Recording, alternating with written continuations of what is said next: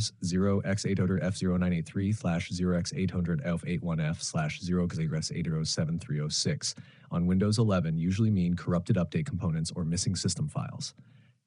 Here's the fastest working fix path. Follow in order.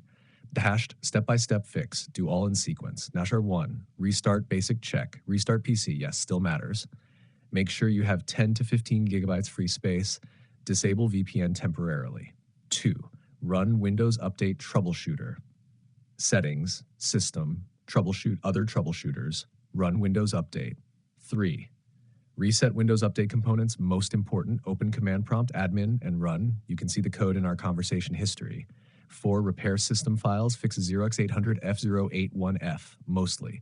Run this. You can see the code in our conversation history. Wait till 100%, then you can see the code in our conversation history. Number 5. Install KB5083631 manually. Very effective. Go to Microsoft Update Catalog, search KB5083631, download the correct version, x64 usually, install it manually.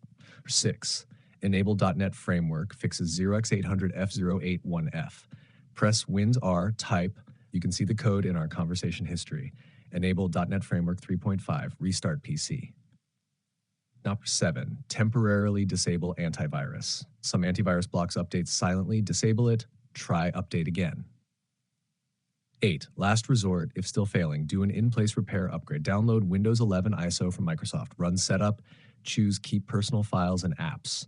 Which error means what? 0x800f081f, missing corrupt system files, .NET issue common, 0x800f0983, update component corruption, 0x80070306, file system permission issue.